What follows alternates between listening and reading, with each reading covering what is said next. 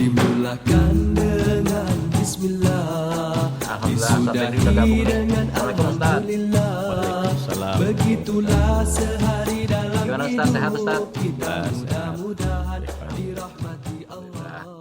Baik Ustaz, ini permintaan judul dari kita nih, kalau Ane ikutin di pengajian antum nih luar biasa sebenarnya, berepisode-episode nih sebenarnya nih Ustaz. Jadi kayaknya waktu kita terbatas. Mungkin untuk mempersingkat waktu, mohon izin Ustaz membacakan CV-nya Ustaz ya.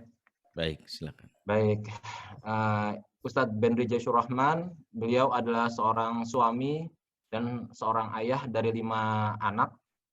Beliau merupakan aktivis dan konsultan kekokohan keluarga Indonesia, merupakan pendiri dan pembina Yayasan Langkah Kita. Beliau merupakan lulusan dari FISIP UI, Mahat Al-Hikmah Jakarta, dan Mahat Utsman bin Affan Jakarta.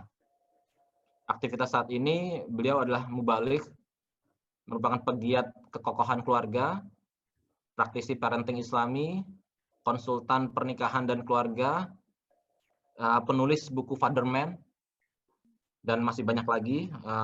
Alhamdulillah, beliau sudah bisa bergabung pada acara kita pada hari ini.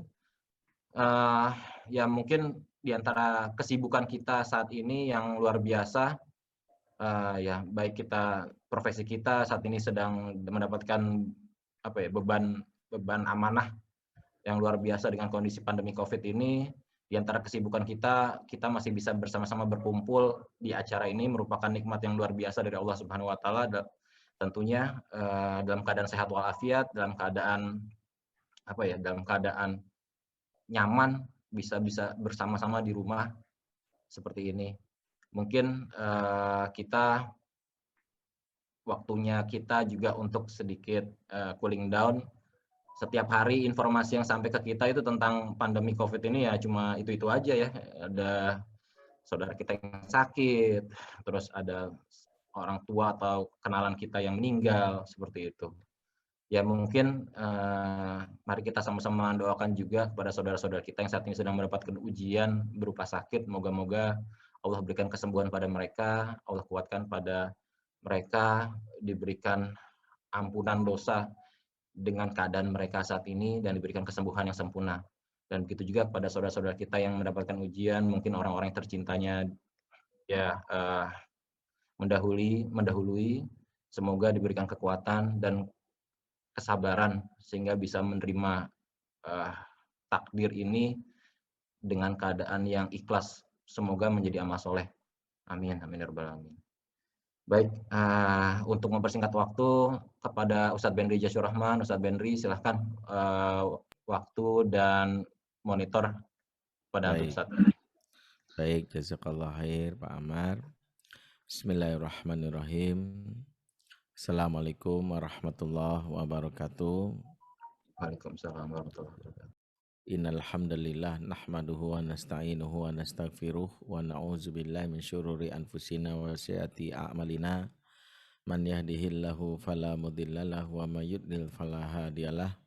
Asyhadu an la ilaha illallah wahdahu la syarikalah wa asyhadu anna Muhammadan abduhu wa rasuluhu alladzi la nabiyya ba'dah wa la haula wa la quwata illa billahi wa ba'd.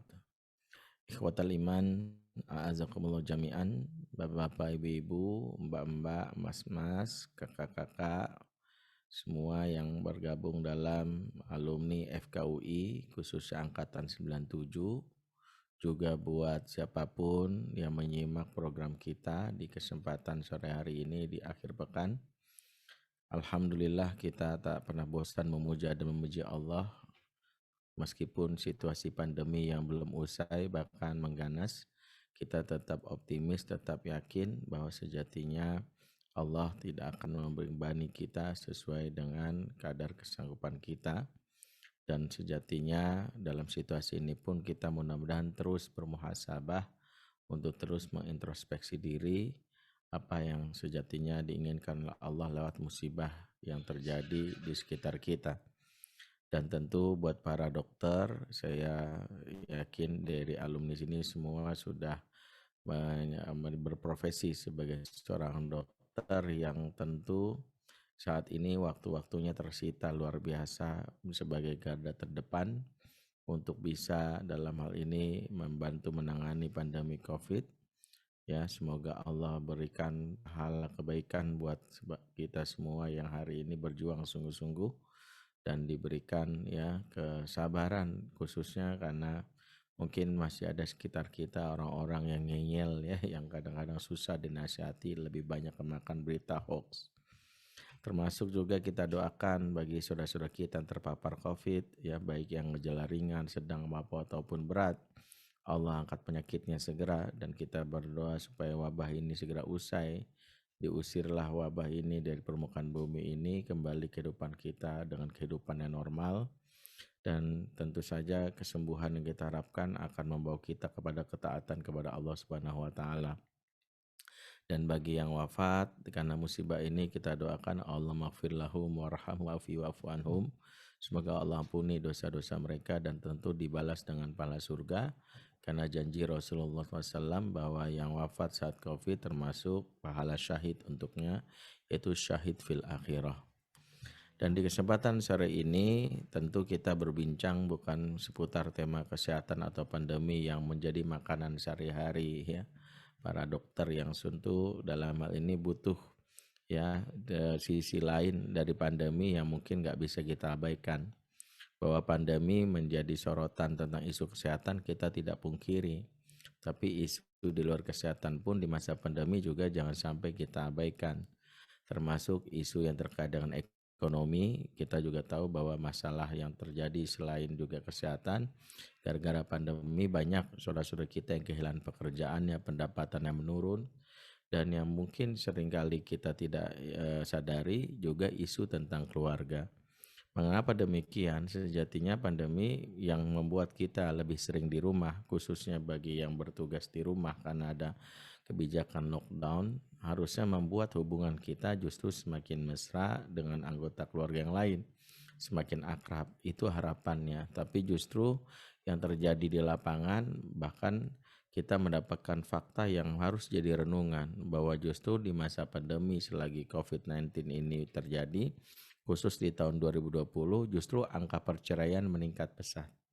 Ya, betapa banyak justru angka perceraian yang tercatat dari Koalisi Nasional Pembangunan Keluarga itu tercatat sebanyak 479.500 pasangan yang bercerai selama tahun 2020. Di tahun sebelumnya, tahun 2019, ternyata yang bercerai 429.000, berarti ada sekitar 50.000 kasus peningkatan. Ini menjadi tanda tanya. Ternyata dengan seringnya kita di rumah ada sebuah problem yang terkait dengan hubungan di antara kita. Ternyata bukan hanya hubungan dengan pasangan yang menjadi isu yang sering kita angkat, adanya perceraian, bisa jadi walaupun tidak ada datanya, hubungan dengan anak pun kita rasakan. Bahwa ternyata banyak anak-anak yang justru mengharapkan bapaknya atau ibunya lebih baik nggak di rumah aja gitu. Karena kalau di rumah ya bahkan ada anak yang berdoa, ya Allah angkatlah wabah corona ini ya Allah. Bukan takut corona ya Allah, takut sama mama di rumah gitu. Kalau corona bikin batuk, pilek ya, demam. Kalau mama bikin stres, pusing, sakit kepala, muntah, mual begitu. Karena ternyata dengan posisi ketika di rumah, ternyata banyak anak-anak yang merasakan bahwa pandemi dengan efek pendidikan, dengan PJJ, pembelajaran jarak jauh, menjadikan ayah dan bunda sebagai guru utama selagi di rumah, justru nampaklah hal-hal yang tidak disukai dan itu malah membuat jarak renggang. Dan hari ini kita mencoba memperbaiki, melihat, karena salah satu kata kunci dalam pengasuhan itu adalah good relationship atau hubungan yang baik dengan anak. Kenapa demikian? Karena sejatinya hampir sebagian besar problematika pengasuhan yang pernah saya tangani semua bermula dari rusaknya hubungan antara ayah ortu dengan anaknya. Dan itulah awal dari petaka dalam pengasuhan. Dan inilah yang sejatinya menjadi dasar kita. Ketika ortu tak lagi dirindukan, kita sebut petaka pertama pengasuhan. Kenapa demikian? Karena ketika ortu tak lagi dirindukan, hubungan antar ortu dan anak merenggang, maka yang pertama anak-anak tidak betah untuk berada di rumah. ketidakbetahan ini jangan dianggap sepele ya. Kenapa? Karena hampir sebagian besar kerusakan yang terjadi justru terjadi di luar rumah. Ya betapa kita tahu pergulatan ya pertarungan orang-orang jahat itu justru ada di luar rumah. Kita tahu bahwa pengedar narkoba, predator seksual, mereka berusaha mencari mangsanya terlebih di zaman sekarang dengan memanfaatkan teknologi digital. Ya, sebagian mungkin sudah dengar apa yang disebut teknik grooming, teknik yang dilakukan oleh sebagian besar ya para penjahat untuk menjerat korbannya khususnya anak-anak muda. Bagaimana mereka menangkap anak-anak yang sejatinya memiliki kegelisahan yang tidak betah berada di rumah. Dan ternyata ketidakbetahan di rumah lagi-lagi bukan karena rumah yang kecil, bukan karena mereka rumahnya itu sempit, bukan. Berapa kali pengalaman saya sebagai konselor anak dan remaja ya menangani anak-anak bermasalah, seringkali saya temukan anak-anak di jalanan ya yang saya temukan yang kadang dulu waktu saya sebagai konselor saya pernah melakukan goes sepeda hampir setiap malam dulu, khususnya Jumat malam. Saya dulu nongkrongnya di 7-Eleven di daerah Pancoran yang sekarang udah tutup jadi Mitsubishi Motor.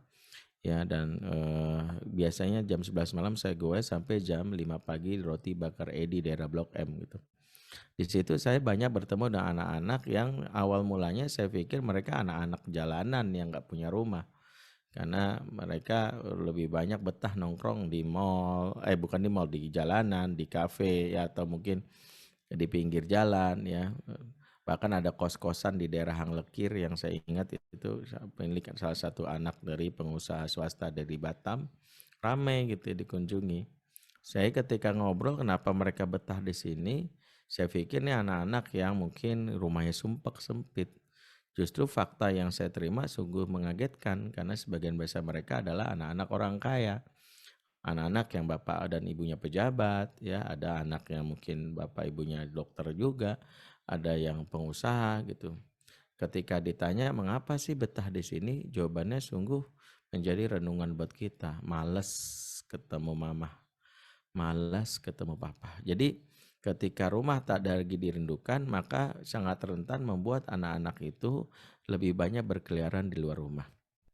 Ya, kalau kondisinya di zaman dulu, mungkin kita tidak perlu mengkhawatirkan. Makanya ortu zaman dulu itu sangat boleh dibilang sangat dijaga, bukan sangat dijaga. Mereka sangat bersyukur ketika dulu belum ada ilmu parenting, di luar pun tidak seganas sekarang. Inilah menjadi jawaban kalau ada orang yang ngeyel mengatakan, buat apa sih belajar ilmu parenting? Bapak saya galak ya, emak saya juga kadang kalau udah marah nyubit saya. Tapi alhamdulillah saya betah-betah aja. Saya tetap tetap jadi anak yang baik, bahkan saya berprestasi. Ini anak zaman now aja sekarang cemen. Jawaban ini mungkin ada sisi benarnya juga. Tapi kalau kita telusuri dengan mengkopas ya bahwa ortu zaman dulu dalam hal ini tidak dengan pola asuh yang seadanya, mereka marah, galak, akan membuat hal-hal yang buruk kepada anak dan kita anggap itu hal yang wajar, buktinya kita sukses. Kita harus pahami dulu bagaimana ortu zaman dulu diuntungkan dengan ketiadaan kompetitor di luar rumah. Dulu anak zaman dulu meskipun dibentak sama bapak atau ibunya, mereka mau keluar rumah aja kabur mikir gitu. Ya dulu di luar belum ada mall, belum ada kafe, buka yang kayak sekarang 24 jam. Belum ada yang namanya tempat PlayStation. Ya kalau dulu ya belum ada namanya handphone, belum ada gadget. Ya di luar juga masih banyak masih gelap ya, kadang lampu juga nggak seterang sekarang. Di luar masih banyak kebun, banyak sawah. Sehingga anak zaman dulu pun kalau dibentak ortunya mau kabur dari rumah aja mereka masih mikir. Ya daripada di luar kesambet jin kan gitu. Mereka mikir gitu ya. Ya mendingan di rumah aja gitu ya. Jadi terima bahwa kondisinya bahwa ketika mereka dapat ortu yang kayak gitu ya apa adanya. Tapi ortu zaman now mengkopas itu, sementara di luar kompetitornya sedemikian tinggi. Ya betapa ya di luar banyak ya tempat penampungan anak. Bukan tempat penampungan anak ini bukan lembaga resmi, tapi orang-orang yang mampu ya dalam hal ini ya menjalankan perannya untuk membuat anak-anak itu merasa bahagia dengan tempat yang mereka ciptakan itu. Itulah yang sekarang kita tidak sadari. Disitulah kita tahu bahwa banyak penjahat-penjahat yang justru melihat hal ini. Inilah fakta yang harus kita lihat. Bahwa ketika kita tidak mengupgrade diri dengan kesadaran bahwa kita harus jadi ortu yang dirindukan, adalah kita sedang membuat anak-anak itu tidak betah berada di rumah meskipun rumah kita ciptakan dengan suasana yang megah dan mewah. Yang kedua adalah ketika orang tua tidak mampu menjadikan dirinya sebagai figur yang dirindukan dan dicintai, maka naluri seorang anak sebagai seorang yang membutuhkan ya figur dalam jiwanya, bahwa mereka sejak tumbuh kembangnya memiliki tangki cinta, ya tank of love, di mana ketika mereka merasa bahwa tangki cinta ini kering alias megap-megap layaknya sebuah tangki bensin yang butuh diisi ulang, maka ketika ortu dianggap sebagai sosok yang tidak dekat, maka mereka akhirnya memilih untuk mencari SPBU, dalam tanda kutip SPBU palsu di luar rumah. Maka disitulah banyak ya penjahat-penjahat berkedok berkeliaran, dan yang lebih menyesalkan ketika penjahat ini ternyata tahu betul apa yang dibutuhkan oleh anak-anak kita. Makanya tidak heran kalau waktu saya beberapa kali safari dakwah ke luar negeri, saya banyak informasi bahwa ternyata di luar negeri ya para pengedar narkoba dan predator seksual sebelum menjalankan misinya mereka ikut workshop parenting 3 hari gitu. Jadi ternyata di luar negeri workshop parenting diminati.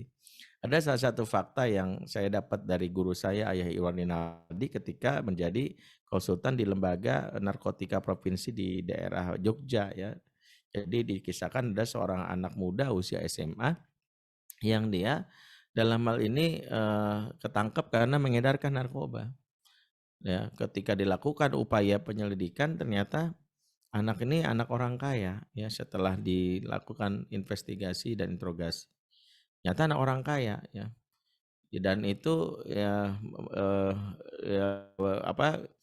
membuat kita terheran-heran. Biasanya selama ini orang dalam hal ini mengedar narkoba karena motif ekonomi, karena dia miskin. Ternyata enggak, ini anak orang kaya.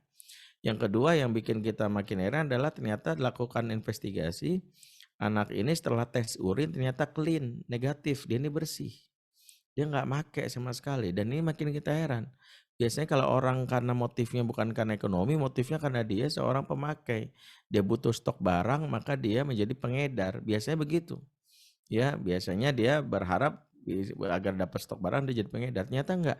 Dia anak orang kaya yang terbutuhi kebutuhan bulanannya dari orang tuanya dan dia enggak pemakai. Makanya kita penasaran kan apa yang menyebabkan dia menjadi pengedar sampai akhirnya dia maulah untuk menjebak si bandar yang kita harapkan untuk menjadi ngorek informasi dari si bandar. Dan ternyata ketika dijebak ya si bandar ini, anak ini diceritakan oleh Ayah Irwan, dipasang alat penyadap dan CCTV di sebuah mall. Ya kita janjian untuk menjebak si bandar. Dan pada saat anak ini nunggu di sebuah lobi mall dan itu diperlihatkan di CCTV, ada seorang bapak muda ya umurnya 40 tahunan pakai topi pet. Dan kita lihat langsung CCTV, dia melakukan sesuatu yang kita justru merasa dalam tanda kutip terkagum-kagum. Dia bertemu dengan anak ini melakukan sesuatu yang gak pernah lakukan bapaknya kepada dia. Apa itu? Dia datang ya langsung menepuk bahu si anak sambil mengatakan, maafin om ya boy, om telat. Makasih ya kamu udah sabar nunggu, good boy. Situ kita langsung, weh hebat banget nih orang. Kenapa? Kita memahami dan kita belajar bahwa bahu bagi anak laki-laki adalah pride, harga dirinya. Anak laki-laki yang tidak mendapatkan sentuhan bahu sebagai bagian pride-nya dia akan mencari lelaki dewasa lain, akan menepuk bahunya meskipun kepala preman. Makanya ketika ada anak laki-laki yang dia tidak pernah ditepuk bahunya oleh bapaknya, dia makanya rela untuk datang ke geng motor. Kenapa? Hanya untuk dapat tepukan, hebat loh, ya good ya. Habis bacok 5 orang, begitu. Kenapa demikian? Karena dia salah satunya ya, insyaallah makasih. Ya, anak. Karena dia menyadari bahwa itu yang dibutuhkan. Nah banyak ayah nggak tahu bahwa bahu itu bagi anak laki-laki harga dirinya. Dan harga diri bagi laki-laki udah kayak NKRI, harga mati gitu. Kalau nggak dipenuhi dicari yang lain. Dan itu kita lihat gitu ya. Kita dipertontonkan gitu, seolah-olah kita lagi di training gitu ya. Yang kedua ketika kita duduk, maaf, ketika dia duduk gitu ya, bersama anak muda yang pengedar ini, dia memulai percakapan dengan sesuatu yang nggak pernah dimulai oleh ayahnya. Mohon maaf ya, kalau ayah-ayah zaman now kalau ketemu anak biasanya ucapannya nggak jauh-jauh dari, "Udah makan belum? PR udah belum? Ya, hafalan kamu berapa juz?" Kan gitu ya, pertanyaan template kalau istilah anak zaman now ya, apalagi anak pesantren tuh. Kalau bapaknya nelpon atau emaknya nelpon nggak jauh dari 3 hal itu, "Udah makan belum? PR udah belum? Hafalan kamu berapa juz?" Ya, sampai tuh anak ya udah punya jawaban template ya. Udah 10 juz, waalaikumsalam, tutup, selesai. Karena merasa bahwa nggak ada sesuatu yang istimewa gitu. Tapi yang menarik ya itu ditanyakan biasanya itu ya. Ternyata apa yang terjadi, si bapak ini bertanyanya ya, si bandar ini dia nanya, "Are you happy? Kamu bahagia nggak hari ini?" Dan dengan mata berbinar-binar kita lihat anak ini langsung memeluk Om ini sambil bilang, "Makasih ya Om, Om doang yang peduli sama aku. Om doang yang ngerti perasaan aku." Di situ kita kagum. Walaupun akhirnya terjadi penggerebekan dan yang bikin kita agak kaget, shock ketika fakta yang menarik, kata Ayah Hirwan, guru saya ini yang beberapa kali mengikuti pelatihan fathering atau parenting luar negeri, ternyata sang pengedar ini sang bandar ini adalah orang yang bersertifikasi mengikuti pelatihan fathering di Eropa, di Jerman, di Belanda, dan di Belgia gitu. Jadi dia orang yang pernah mengikuti pelatihan. Dan ini yang membuat kita merasa, kok bisa ya? Dan seandainya saya berpikir, para ayah, para ustadz, para guru memahami bahwa bagaimana cara menjadi sosok yang dirindukan, maka kita tidak perlu kaget ketika ada anak-anak yang maaf ya tergila-gila dengan BTS Meals. Kenapa ada anak bisa gila-gila dengan BTS Meals? Adalah ada ruang jiwa dia yang kosong. Ada tangki cinta dia yang kering, tapi tidak ditangkap oleh ayah dan bundanya dan orang pendidik di sekitarnya. Yang menangkapnya adalah para kapitalis yang melihat peluang itu. Dibikinlah ikon-ikon yang memenuhi harapan mereka, mereka. Dibikinlah BTS dengan arminya yang militan itu. Dibikinlah misalnya Ronaldo dengan segala ya ya mungkin keunggulan-keunggulannya. Dibikinlah sosok-sosok di luar dari orang tuanya. Bahkan ini yang kita menjadi sesuatu yang mengerikan. Maka kita dapati bahwa ketika ortu tidak menangkap pesan ini bahwa ada orang lain yang justru yang kita tidak harapkan, justru belajar untuk bagaimana menjadi sosok yang mengikat hati. Maka kita gagal untuk membantu anak-anak kita menjadi lebih baik. Makanya jangan heran kalau beberapa kasus-kasus yang pernah kami tangani, karena basic saya adalah konselor anak, kadang-kadang membuat kita juga shock ya. Misalnya ya saya ungkap belak-belakan di sini, mungkin tinggal cari googling lah ya. Tapi karena namanya udah populer ya sebagai penjahat ya. Ada kasus sodomi yang terjadi di Sukabumi ya. Dilakukan oleh seseorang yang dikenal namanya Kang Emon ya. Kalau udah kenal sama nama saya mohon maaf gitu ya. Itu terjadi di Sukabumi dan teman-teman para ayah bunda sini silakan googling ya. Kang Emon ini ya melakukan sodomi ke 51 anak di Sukabumi kalau salah. Saya lupa 51 atau 91 gitu datanya, tapi jadi 10-an. Saya punya kawan psikolog yang akhirnya turun ke lapangan untuk membantu pendampingan para korban gitu. Tapi justru ketika kita bertanya sama korban, ya psikolog bertanya, ada fakta yang kita anggap sebagai sesuatu yang miris dan mengerikan. Ketika kita tanya, menurut kamu Kang Emon gimana? Kepada korban itu. Ternyata jawaban mereka apa? Kang Emon baik, Kang Emon asyik. Kenapa sih harus ditangkep? Kan dia nggak ngapa-ngapain juga gitu. Jadi apa yang dilakukan oleh Kang Emon dianggap sesuatu yang biasa. Sampai kita mikir kok bisa ya? Salah satu yang kita kaget ketika anak ini cerita kenapa mereka bisa tanpa sadar mengalami pelecehan sampai akhirnya sodomi. Karena teknik yang dipakai oleh Kang Emon ini adalah teknik yang nggak pernah lakukan oleh orang tua dalam urusan kebaikan. Tahu nggak apa? Kang Emon ini untuk membuat anaknya mau, ya saya nggak tahu nih. Ini mudah-mudahan yang nggak jadi inspirasi kejahatan ya, tapi sekedar memberitahu ya. Itu main sweet kancing. Tahu sweet kancing? Yang kalau apa ini apa sih, gunting, kertas, batu ya, gunting kertas batu. Kalau gunting kalah gunting kalah sama batu, batu kalah sama kertas, kertas kalah sama gunting. Itu main. Kata dia gini, kalau Akang kalah, Akang buka satu kancing. Kalau kamu kalah, kamu yang buka ya gitu ya. Ya Akang kalah buka. Kamu kalah buka. Sampai segitunya. Dibikin sesuatu itu seolah-olah smooth, soft.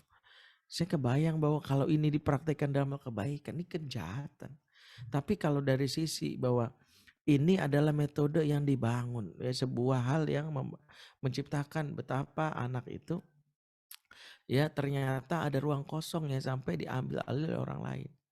Makanya sungguh mengerikan ketika dalam hal ini ya orang tua ya dia tidak menyadari bahwa anak-anaknya itu setelah dilahirkan harus mengalami fase yang membuat dia itu tidak lepas dari orang tuanya.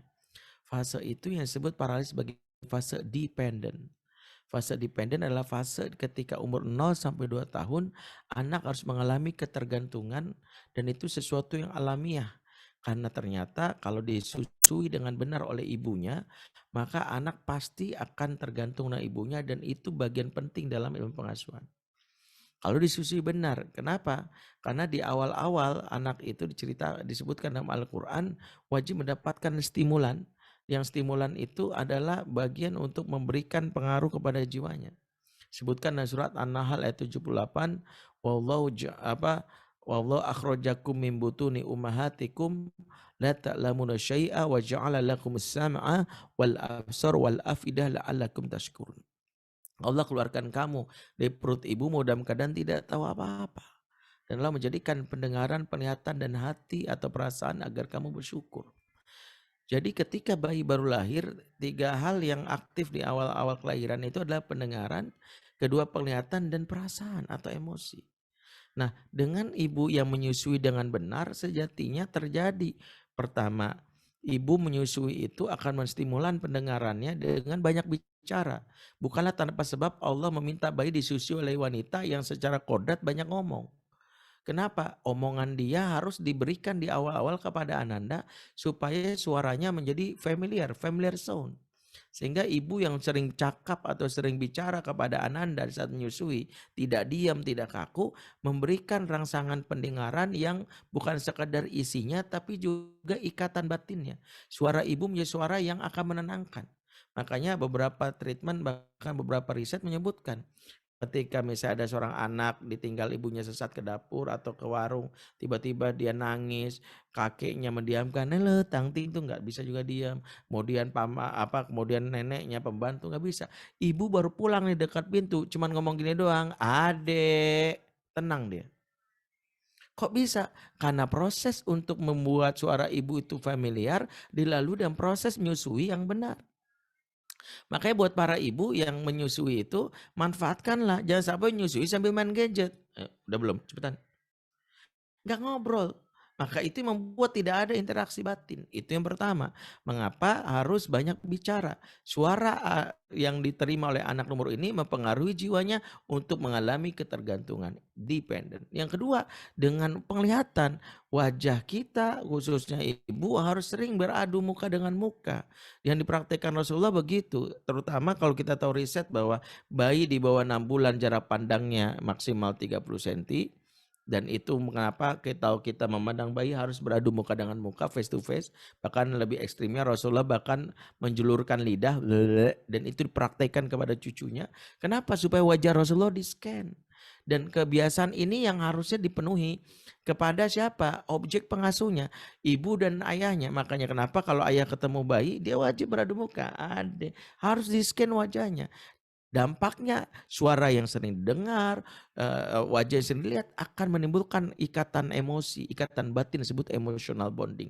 Kalau sudah emotional bonding yang bagus, maka disitulah anak akan mengalami ikatan batin yang itu mempengaruhi dia. Dan emosi bonding itu wajib dipenuhi di umur 0 sampai 2 tahun. Makanya hal yang harus dilalui ketika kita punya bayi di umur ini, satu pastikan bayi kita memang tergantung, dependen. Maka jangan GR kalau bayi di umur ini sudah independen gitu. Ya ada anak umur 1 tahun misalnya bangun tidur bikin kopi sendiri, terus kita GR, upload di IG kita, kids zaman now gitu. Dia umur 1 tahun bikin kopi, terus kita GR. Ntar umur 3 tahun minta ngekos di samping TK baru nyaho gitu. Mama di TK Al-Falah kan ada kos-kosan, aku boleh ngekos nggak? Dan kita bangga gitu, jangan. Justru ketika anak di umur-umur yang dia harusnya dekat dengan kita, justru dia menunjukkan mandiri, hati-hati ada sebuah kalimat yang tidak tersampaikan tapi ini pesannya apa? I don't need you. Ya, salah satu petaka yang kita antisipasi ketika anak akhirnya mengatakan I don't need you, dan efeknya semakin jauh ketika mereka remaja. Makanya efek ortu yang tidak dirindukan itu efek yang paling terasa di saat remaja. Sebagian besar anak remaja yang berulah, anak remaja yang melakukan tindakan yang sangat ekstrim, yang ditandai satu suka ngelawan, ya, di mana anak yang suka melawan, ya, melakukan pertentangan, sejatinya adalah ketika hati dia sudah tidak terikat. Ingat, hati yang terikat kata kuncinya. Itulah yang disebut oleh Ibnu Taimiyah dalam kitab Majmul Fatwanya. Fatwa beliau itu menarik dan ini menjadi dasar bagaimana kita dalam usaha mendakwahi manusia. Kata beliau, fa innal qalba malik wal a'dha'u junuduhu. Sesungguhnya hati itu ibarat raja, sementara yang lain itu ibarat prajurit. Apa maksudnya? Kalau hati sudah kau tundukkan, yang lain akan ngekor. Orang kalau hatinya sudah takluk, gampang diarahkan. Makanya ketika seorang ayah dan bunda gagal mengikat hati, di mana proses mengikat hati itu di umur 0 sampai 7 tahun, inilah hikmahnya kenapa anak di umur ini belum berakal. Sebab proses tumbuh kembang akal secara alamiah dialami oleh anak nanti saat berumur 7 tahun yang dalam Islam disebut mumayyiz. Fase ketika anak umur mumayyiz itulah anak akalnya sudah aktif. Nah, supaya anak berakal ini tidak ngeyel, tidak mendebat kita, maka salah satunya manfaatkanlah 0 sampai 7 tahun supaya dia itu terikat akalnya sama kita. Yang dipakai oleh Ali bin Abi Thalib dalam teori parentingnya dengan memperlakukan anak sebagai raja. Memperlakukan anak sebagai raja bukan berarti kita jadi pelayannya yang menyembah-nyembah, bukan.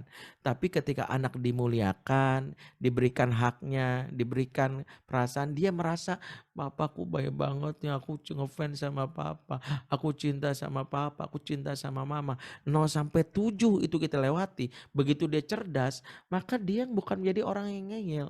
Kalaupun dia bertanya bukan yang ngeyel, memang yang memuaskan rasa tahu. Sebagian besar pembangkangan khususnya di saat anak remaja, lagi-lagi ukurannya remaja, karena buah pengasuhan itu kita ngukurnya nanti setelah balik. Kenapa Allah menghisapnya setelah balik? Karena di saat balik itu dia bertanggung jawab terhadap dirinya. Sehingga kebaikan dia itu adalah hasil dari pengasuhan yang diterimanya, keburukan dia juga hasil dari pengasuhannya. Makanya kalau udah balik baru kita ngukur, kok anak saya begini ya. Jadi kalau ada anak soleh waktu bayi jangan GR, belum ukurannya. Oh anak saya 5 tahun sudah hafal Quran, belum. Nanti patokan udah balik karena 5 tahun pun belum dihisap. Karena bisa jadi dia hafal Quran itu bisa jadi banyak faktornya. Karena mungkin dia daripada bete, bisa jadi karena dipaksa sama orang tuanya. Oh kalau nggak ngafal awas loh. Akhirnya dia menghafal. Atau dia sholat, belum tentu. Nanti pas ngeliatnya udah balik, bisa nggak dia mempertahankan kebiasaan itu? Karena banyak anak-anak yang justru balik, keluar ada aslinya. Tiba-tiba dia melawan. Dan saya sebagai konselor banyak melakukan ini, menemukan ini. Loh kok anak saya tuh suka ngelawan banget Ustaz.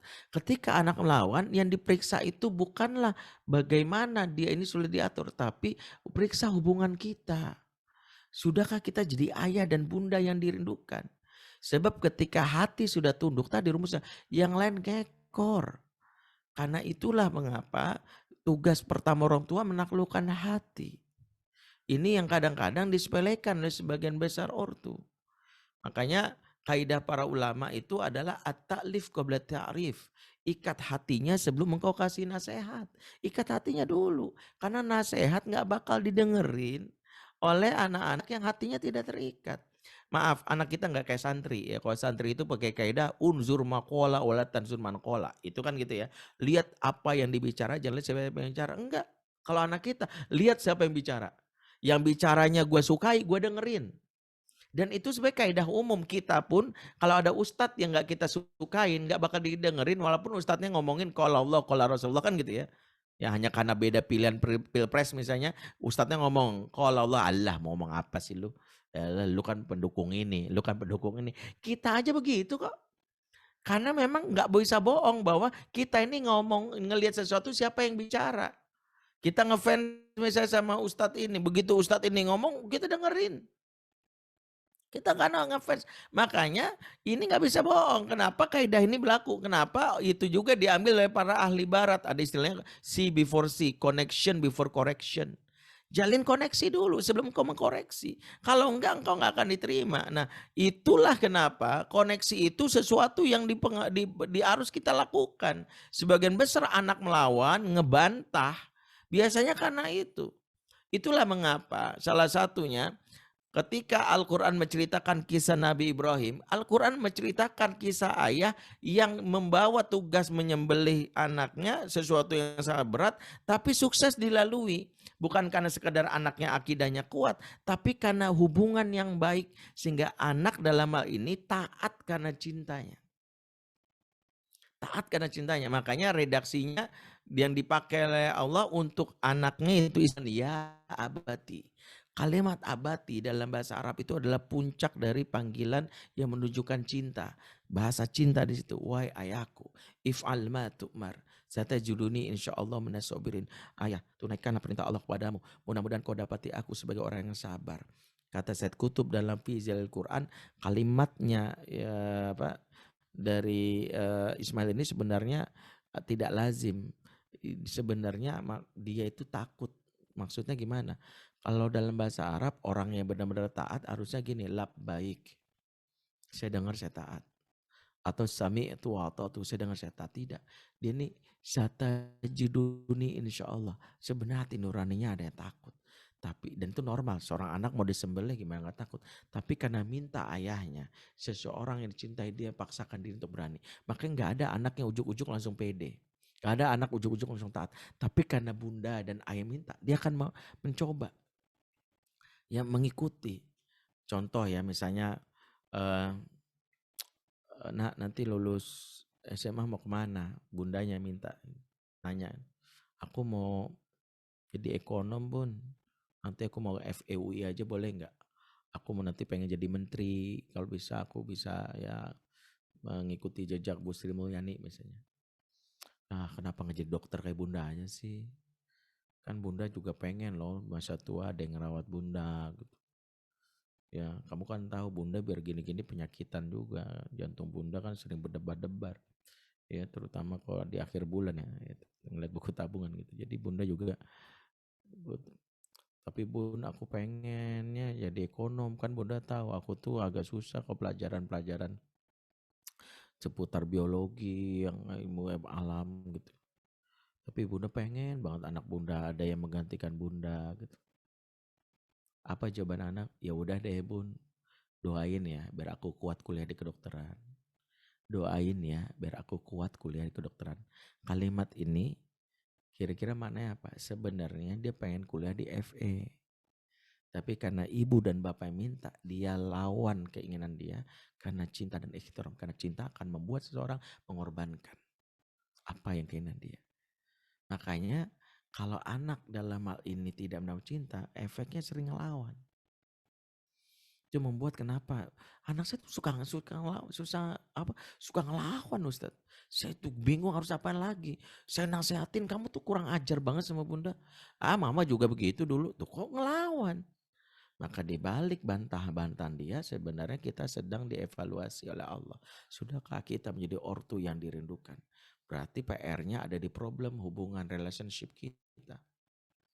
Ketika relationship kita jelek sama anak, pasti pengaruhnya kepada jiwa yang seringkali membantah. Itu yang pertama. Yang kedua, biasanya anak-anak remaja yang dalam hal ini, yang dia biasanya tidak dekat secara batin dengan ayah dan bundanya.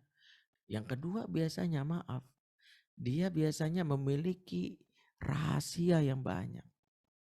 Rahasia itu bagian yang bahaya kalau terjadi zaman sekarang.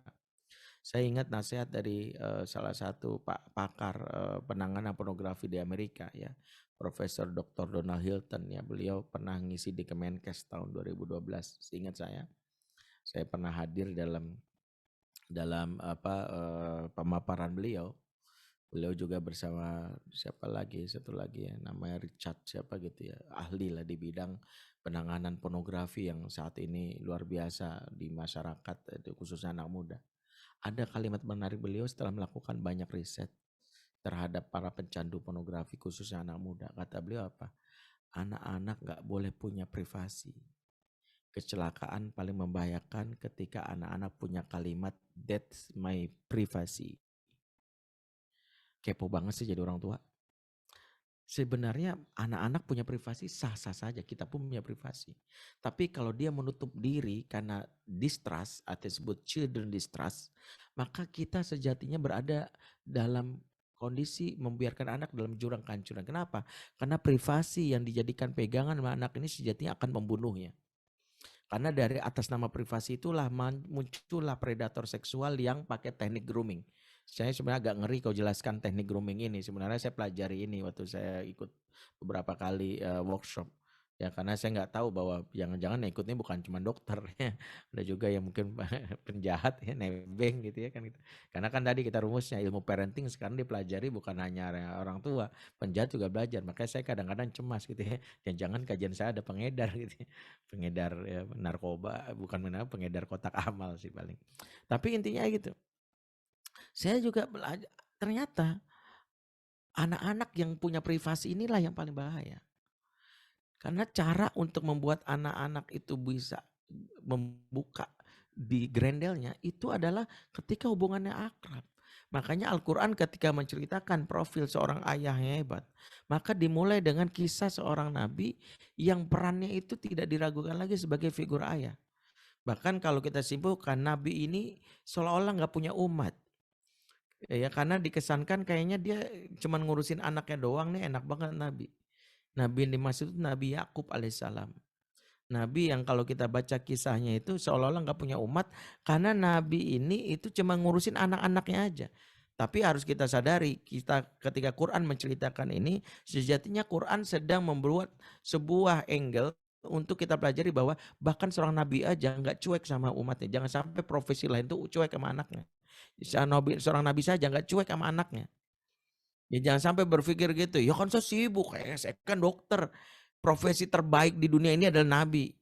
Tapi nabi aja itu sampai disebutkan satu bagian penting dari hidupnya itu adalah yaitu adalah kisahnya dengan anaknya. Dan seolah-olah dia nggak punya umat, padahal semua nabi punya umat. Semua nabi punya umat.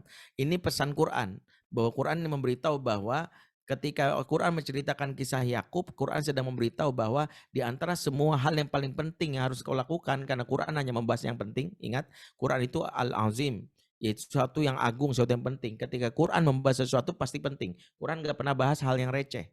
Quran gak pernah bahas bagaimana cara membuat akun TikTok. Ya, Quran gak pernah bahas cara bagaimana bikin sayur asam, karena itu receh. Ya, itu gak usah dibahas gitu ya. Quran bahas itu yang besar-besar. Makanya Quran itu bahas sesuatu yang sangat agung, yang sangat besar. Nah, salah satu pembahasan Quran itu tentang peran ayah. Sampai seorang nabi diceritakan gak ada kerjaan lain kecuali ngurus anak, yaitu Nabi Yakub. Nah, ketika Nabi Yakub diceritakan dalam Quran, menariknya Nabi Yakub itu ya memiliki kedekatan dan buah dari kedekatannya satu. Anaknya, nah ini menarik, mengatakan begini. Di dalam surat Yusuf ayat 4, ya abati, ini ra'aitu ahada asyara kaukaba wa syamsa wal qamar ra'aituhum li sajidin. Wahai ayahku, aku bermimpi melihat 11 bintang, matahari dan bulan, kulihat semua sujud di hadapanku. Kalimat ini menunjukkan bahwa ada sebuah trust. Bahwa mimpi itu wilayah privat. Ingat, mimpi itu wilayah privat. Bahkan kita pun kalau mimpi sesuatu nggak bisa kita sembarangan cerita. Kita yang cerita kepada siapa? Yang kita percaya.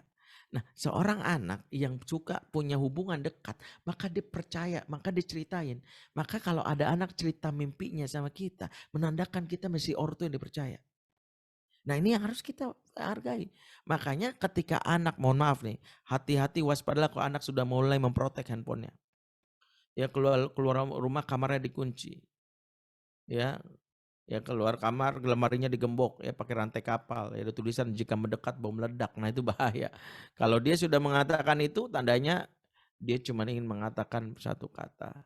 Mama, papa, urusan kita sebatas pemberi nafkah dan penerima nafkah aja ya. Urusan aku mau curhat, aku sudah punya teman.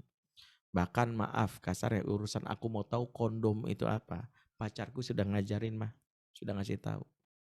Waliyazubillah. Maka yang mengerikan adalah ketika anak itu nggak pernah cerita. Ini yang kedua.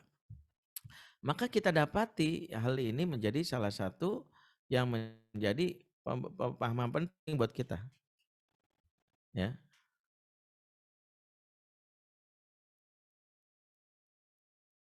Ya, jadi bagaimana ini menjadi salah satu yang harus kita lakukan. Ya, yang ketiga, dan ini salah satu pengaruh dari bagaimana kedekatan orang tua dengan anak. Saya ngasih beberapa contoh aja. Ya, kalau nanti bahas teknisnya nanti ya. Bagaimana seorang anak yang dekat sama orang tuanya, dia akan meniru apa yang dilakukan oleh ayahnya. Apa yang dilakukan oleh ibunya. Makanya begini ya, kadang ada yang merasa gini, saya tuh udah jadi teladan di rumah Ustadz. Saya tuh udah mencontoh, tapi kenapa anak saya nggak ngikutin ya? Sering kan kita bilang gitu. Saya tuh udah sering ke masjid Ustadz. Saya tuh bangun subuh, tapi kenapa anak saya susah bangun subuh? Ternyata teladanan dia nggak cukup. Teladan itu nggak cukup. Karena anak hanya meneladani apa yang dicintai. Karena itulah ketika Nabi Yakub bertanya kepada anaknya dalam surah Al-Baqarah 133, lihat redaksinya, ketika dia bertanya gini, di akhir ayatnya dia bertanya kan, ma ta'buduna min ba'di. Nah, nanti kalau ayah mati kamu nyembah apa? Kalau kita bertanya kepada anak kita pertanyaan ini, nah kalau nanti papa mati kamu nyembah apa? Kita ingin jawabannya apa? Na'budullah, kami menyembah Allah, Pak. Kita senang kan? Tapi anak-anaknya Yakub nggak jawab itu. Lihat jawaban anak-anaknya Yakub di surah Al-Baqarah. Na'budu ilahaka wa ilaha abaika Ibrahim, Ismail, Ishak ilahan wahida. Kami menyembah Tuhanmu, Tuhan kakek moyangmu, Ibrahim, Ismail, Ishak. Siapa yang dimaksud? Allah Tuhan yang satu. Kan ribet banget. Kenapa nggak bilang langsung nyembah Allah sih? Karena di sini ada pengajaran. Betapa pengajaran ayahnya memberikan dampak anak niru. Sebagaimana ayah nyembah Allah, kakek juga, paman juga nyembah, kami ngikut. Kami ngikut. Orang akan ngikut kalau punya perasaan cinta. Makanya kalau kita bingung, kenapa ya? Anak saya itu, saya dokter kok dia malah benci aku, pokoknya aku gak mau jadi dokter. Demi Allah gak akan menjadi dokter. Ya Allah sampai begitunya. Ya, bahkan gak kau punya suami jangan adain dokter. Pokoknya aku gak mau jadi dokter. Itu berarti udah bahaya banget tuh. Kalau udah kayak gitu. Sampai dia membenci profesi kita. Kalau ada yang membenci profesi kita berarti sebuah pelajaran. Ya, bahwa harusnya menjadi sebuah nasihat buat kita. Kenapa dibenci? Harusnya kan ditiru. Kalau kita ditiru itulah menandakan bahwa anak akan menjadikan diri kita sebagai hal yang menjadikan rujukan. Makanya salah satu yang kenapa PR kita kalau kita ingin ditiru, ya saya udah sholat tapi kenapa sih anak saya malah sholat? Jangan-jangan anak-anak tuh malah bertentangan sama kita karena begini, pokoknya kalau bapak sholat aku nggak mau sholat. Kenapa? Orangnya nyebelin kok. Saya ingat salah satu ya yang pernah saya tanganin, bapaknya seorang ustadz, anaknya mendeklarasikan dirinya untuk penganut paham anti Tuhan, ateis, kaget gitu ya. Kata dia, saya sengaja melakukan ini, bang, makanya abang. Saya pengen beroposisi sama bapak saya. Emang kebenaran di pihak dia doang. Ya, kalau bapak gue gini ya gue kebalikannya. Jadi sekedar beda sama bapak itu juga menjadi salah satu petaka. Kenapa? Ini bukan masalah yang terkait dengan ideologis, masalah traumatis.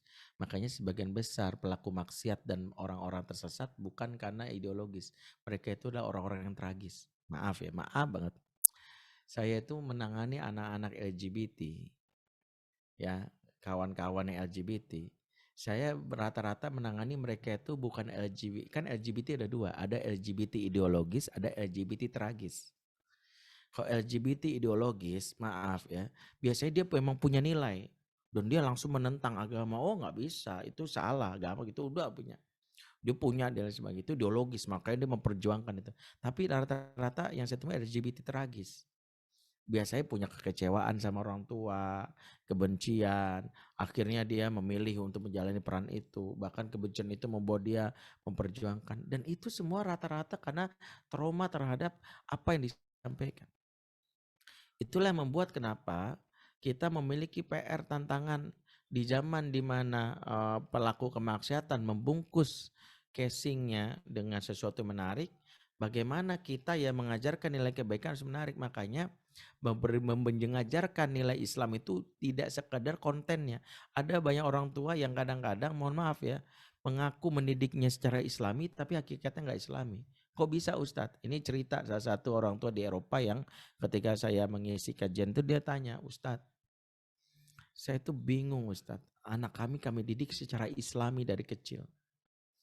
Ya, tapi begitu dewasa, remaja ada yang ateis, ada yang murtad, ada yang berzina, ada yang copot jilbabnya. Padahal kami didik secara Islami Ustadz. Di mana salahnya Ustadz? Mengapa pendidikan Islam tidak bisa mencegah mereka? Saya langsung tersinggung dong, kok pendidikan Islam tidak mencegah mereka? Maka saya nanya, yang dimaksud pendidikan Islam itu gimana ya Bu?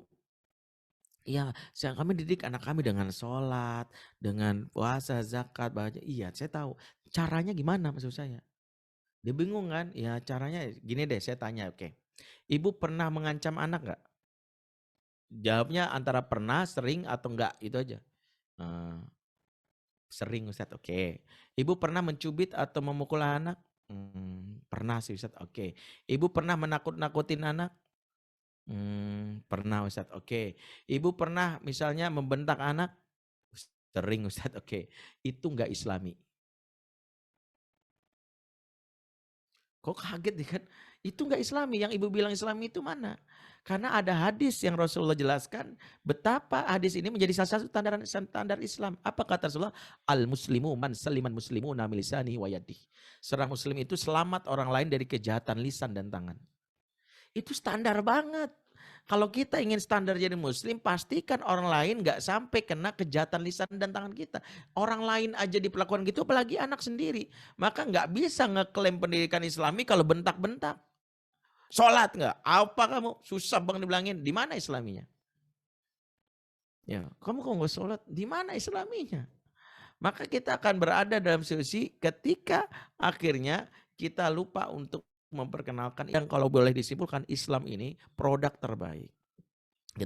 Maaf ya kalau saya sebut nama produk, jangan sampai ada istilah yang seolah-olah melecehkan, bukan. Maksudnya kalau di barat Islam itu produk terbaik, tapi kadang kita marketingnya terburuk. Produk baik kalau marketingnya buruk nggak laku. Tapi kalau misalnya produk buruk, marketingnya baik laku, jujur. Rokok ya, saya ngomong sama dokter pas dokter sepakat nih, produk buruk kan, sepakat kan. Tapi SPG-nya, marketingnya paling baik. Coba deh anak-anak SMP itu datang ke mall, ketemu SPG rokok, pagi ganteng tuh, bayangin. Padahal dia nahan mual saya yakin.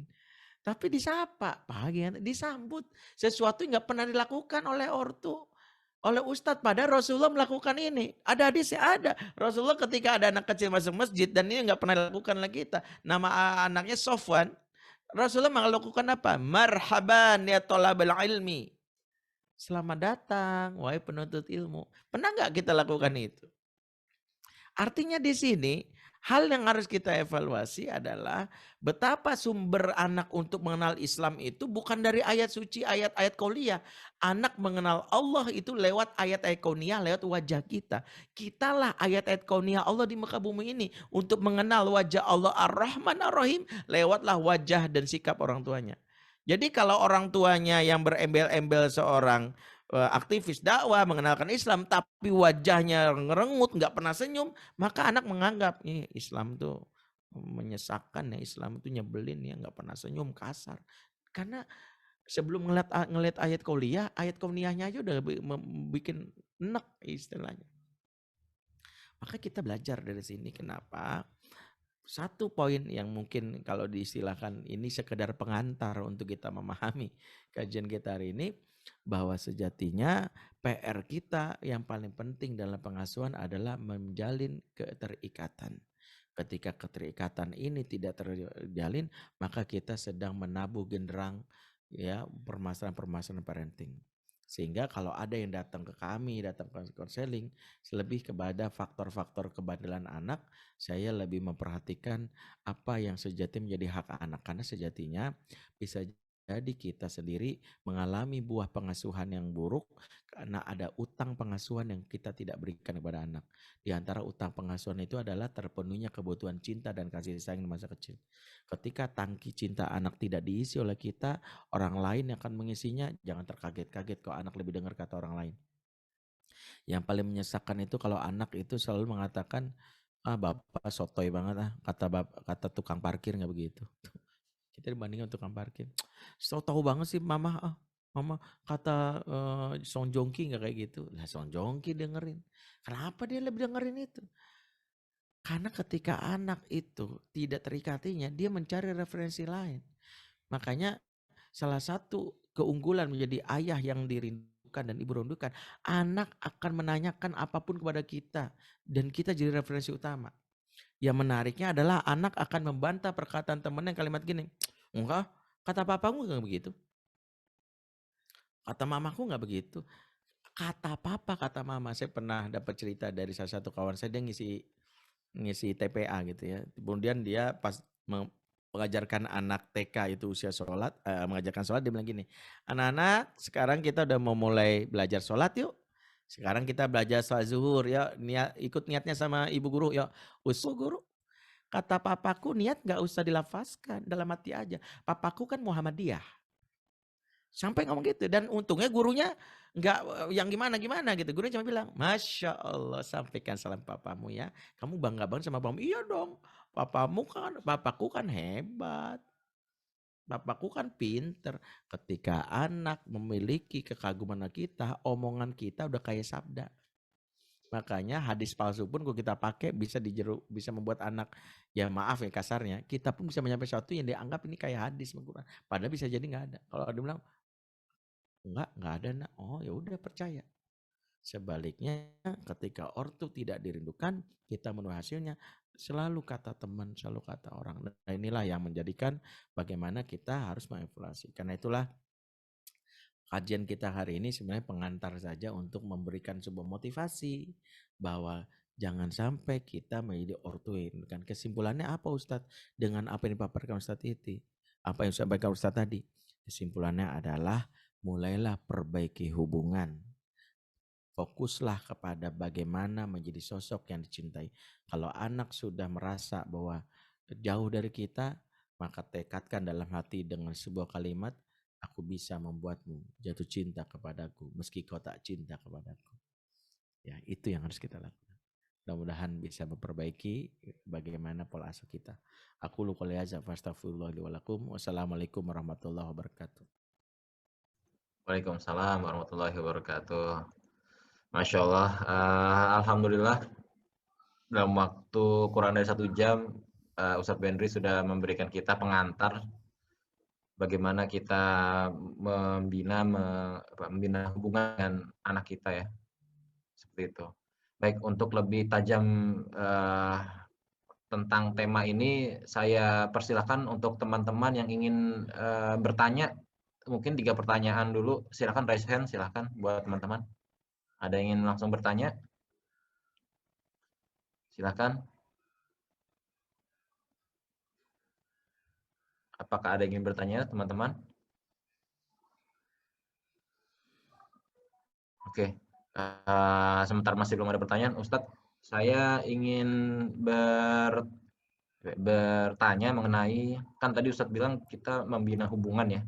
sekarang membina hubungan dengan anak-anak kita, yang notabene sebenarnya, usia-usia kami ini sebenarnya anak-anak kita juga nggak kecil-kecil amat gitu, Ustaz. Ada yang malah udah kuliah, Mmm, mungkin ada yang masih SD, seperti itu. Sebenarnya ada nggak sih, Ustaz, apa ya, waktu kalau misalnya sudah kan tadi Ustaz bilang waktu masa itu kan 0 sampai 7 tahun ya, Ustaz. iya, Kita tangkap hatinya anak-anak itu sehingga mereka mau sama kita.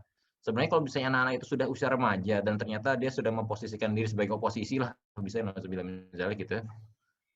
Itu bagaimana Ustaz untuk cara mendekati mereka lagi supaya mereka mau iya, terikat sama kita, iya, Ustaz? iya.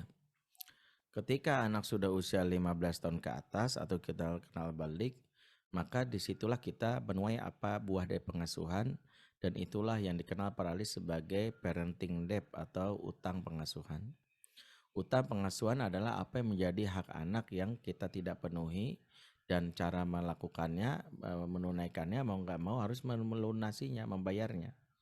Kalau dia merasa, dulu kemana aja mama, dulu kemana ya papa, kayaknya dulu nggak pernah kok aku diajak main, dulu aku dititipin ke orang terus misalnya, nggak pernah ada waktu untuk ngobrol. Kalau di rumah papa juga main gadget doang, papa lebih senang main game. Kalaupun papa ada akhir waktu, papa malah main sama temen, nggak pernah ngajak aku. Hal-hal seperti itu misalnya, kekecewaan-kekecewaan. Karena kan sejatinya gini ya, luka batin anak ya, yang paling penting itu utang pengasuhan itu ada yang berujung luka, ada yang enggak. Repotnya kalau utang pengasuhan itu berujung kepada luka. Luka pengasuhan ini yang mengerikan. Kenapa? Karena luka pengasuhan itu akan menggoreskan hal-hal yang merusak ke dalam dan keluar. Kalau ke dalam itu merusak harga diri anak, membuat dirinya nggak berharga. Sebagian besar perempuan, mohon maaf, yang melakukan pelacuran di usia remaja dengan tidak menghargai tubuhnya, dia menyerahkan kegadisannya kepada siapapun karena dia merasa dirinya nggak berharga bagi bapaknya. Buat apa? Ada laki-laki mencintai gua, itu luka tuh. Ya, ada juga yang mengalami luka pengasuhan keluar ya, membuat kebencian, tergantung besarnya luka tuh. Menjadi emosional, pemarah, menebar kebencian, orang yang nyinyir, ya juniper istilahnya, julid, nyinyir, baper, kan ada anak-anak seperti itu. Nah, kalau kita pahami bahwa ini sampai utang ini berujung pada luka, maka kita satu tidak bisa mengasuh dengan pola nyambi. Orang kalau utangnya sudah semakin numpuk, maka fokuslah gitu. Nggak ada orang yang utang, saya misalnya punya utang sampai 10 M, tiba-tiba saya nyantai gitu nyicilnya. Yang enggak, saya akan bekerja keras karena ada deadline. Kalau enggak, saya bisa maka saya pikirin gimana malam itu saya nggak tidur gitu. Maka kalau utang itu sampai berujung luka, itu tandanya tagihannya sangat besar. Berarti satu, mau nggak mau kita fokus. Fokus itu mau nggak mau kita mengabaikan. Kalau bisa jadi kita harus off dulu sementara, mungkin sebulan, 2 bulan, 3 bulan. Dan yang pertama lakukan bukan ke anak. Karena utang pengasuhan itu adalah kita sedang melakukan hal yang dosa kepada Allah. Kok bisa? Karena sejatinya dalam pengasuhan itu kita sejatinya melalaikan amanah. Allah memberikan amanah kepada kita. Seperti ada orang memberikan mobil sama kita, meminjamkan mobil, amanah mobil, seminggu kemudian mobilnya lecet, baret, ya, spionnya patah, kemudian bempernya rusak. Apa yang kita lakukan? Kita ketika orang datang, aduh maafin ya, bener-bener deh gue nggak sempet juga ngurusinnya, kemudian gue nggak tahu kalau ada kucing anjing tuh biasa ini main-mainin sampai patah misalnya gitu. Kita minta maaf. Makanya hak yang pertama yang harus kita penuhi kalau anak udah remaja itu, yang kita harus berikan hak Allah dulu. Banyak istighfar aja, dan istighfar yang kita lakukan seperti istighfarnya Nabi Adam yang nggak pernah menyalahkan orang, itu bentuk itiraf ya. Karena kadang ada orang tua yang kadang-kadang ditunjukkan kesalahannya masih cari kambing hitam. Nabi Adam itu dicintai Allah meskipun berbuat salah karena mengakui kesalahannya tanpa ada alasan lain. Lihat doanya, nggak pernah sekalipun Adam, walaupun kenapa Adam dikeluarkan dari surga. Kan kalau kita ngeliat sejarahnya itu karena biang keroknya iblis. Iblis kan bujuk-bujuk dia. Tapi nggak pernah Adam bilang gini, ya Allah ini gara-gara iblis, ya Allah. Iblis biang kerok. Gara-gara iblis lah saya keluar dari surga. Laknatlah iblis. Kan nggak pernah. Nabi Adam cuma mengatakan, ya Rabbana zalamna anfusana wa illam taghfir lana wa tarhamna lanakunanna minal khasirin. Jadi gitu. Dia minta Rabbana zalamna, dia menyalahkan dirinya aja. Beda dengan iblis, udah kasih tahu kesalahannya masih kekeh. Enggak, ana khairum minhu, khalaqtani min nar wa khalaqtahu min tin. Saya lebih baik daripada Adam, dia lebih diciptakan dari tanah, saya dari api. Kan gitu ngeyelnya. Makanya kalau kita menyadari ini nggak boleh bilang gini, ini gara-gara gadget Ustaz. Gadget lah yang membuat anak saya rusak. No. Gadget itu nggak akan membuat anak rusak kalau anak dekat sama kita. Temennya Ustadz enggak. Kita udah terima dulu. Makanya istighfar. Kenapa saya lakukan ini? Karena dengan saya melakukan ini, karena saya minta supaya Allah memudahkan urusan saya. Supaya dibantu. Karena nggak mungkin ngasuh anak tanpa petunjuk dari Allah. Kita minta tolong dibantu. Ya Allah, Engkau Maha tahu. Aku salah ya Allah. Jadi kan dengan itu kita akan dibantu oleh Allah. Dengan istighfar itu. Jadi kita sadar. Dulu saya terlalu sibuk. Ya, sampai saya lupa tanggung jawab saya sebagai seorang ayah dan bunda. Sekarang saya menuai hasilnya. Kalau kata orang Arab, tazra'u tahsudu. Apa yang kamu tanam itu yang kamu tuai. Aduh. Sekarang saya harus banyak istighfar. Yang kedua, banyakin amal soleh. Jadi belum anak dulu, hak Allah dulu. Banyakin amal soleh. Kenapa? Amal soleh itu akan memperlicin, pelumas dalam urusan pengasuhan itu adalah amal soleh. Itulah yang membuat Ibrahim itu ya dimudahkan urusannya meskipun jarang ketemu anak. Karena dia doanya kencang, sholatnya kencang. Barulah yang ketiga, minta maaf sama anak gak ada salahnya. Dan setelah itu berupaya melakukan target. Sebenarnya di anak muda itu yang paling penting itu bagaimana kita menjadi orang tua yang memahami prinsip 4F. 1, fun. Ya, fun itu menyenangkan. Makanya di buku Fatherman ya yang saya tulis ya, silakan baca lagi ya. Dan ada 2 seri. Seri pertama bentuknya print book, yang seri kedua e-book. Yang e-booknya gratis ada di www.fatherman.id. Diajarkan di sini bagaimana menjadi ayah yang dirukan. Tapi kata kuncinya, kalau kita ingin menjadi ortu yang mendekat sama anak, kata kuncinya tidak cukup jadi ortu yang baik. Tapi jadilah ortu yang asyik. Karena baik plus asyik is perfect. Itu kata anak muda zaman now. Baik plus asyik perfect. Jadi kalau kita baik doang, enggak. Saya ketemu kok anak-anak yang nongkrong di mall. Saya awal-awal ya saya dulu sering main di time zone, itu ada permainan tuh yang apa saya lupa namanya, ada kompetisinya tuh yang pakai glove gitu ya, terus dia memainkan, kalau biasanya kan dancing pakai kaki, ini pakai tangan gitu. Saya lupa namanya apa. Dulu ada kompetisinya di daerah Margo City gitu sampai jam 11:30 itu saya nongkrong sama mereka. Saya ketemu sama mereka itu, saya langsung curiga nih anak gini pasti bapaknya yang jahat. Enggak, bokap lu jahat ya. Saya udah langsung susun, enggak sih, baik sih om, baik, tapi enggak asyik. Jadi ternyata baik doang nggak cukup zaman now. Bapak gua kaku kayak kena bekering. Jadi bahaya sih. Uang dikirim terus, nggak pernah marah, tapi nggak asyik. Yang dibutuhin anak muda zaman now asyik. Ada sisi anak tandanya asyik apa? Bisa senyum dan ketawa. Apa bisa aja. Masa sih Pak ya gitu. Itu yang dibutuhkan anak muda zaman now. Makanya belajarlah jadi ortu entertainment. Itu yang saya tulis di buku Fatherman. Ayah harus punya kemampuan entertain. Dan bagi anak entertain itu bukan sesuatu yang harus kayak Sule. Karena anak-anak bisa jadi ayah yang mencoba melucu tapi nggak lucu, bikin ketawa anak. Ya, itu bukan ya, anak ada yang penting kesungguhannya. Itu yang harus diperbaiki. Makanya fun. Menyenangkan. Dan Rasulullah itu kalau sama anak-anak menyenangkan. Makanya Rasulullah tuh kadang ketemu anak gak kayak kita yang langsung nanya tugas. Anak-anak paling sebel deh kalau apa-apa tugas. Rasulullah kalau ketemu anak langsung ngajak main. Disebutkan nama di Surat Ahmad.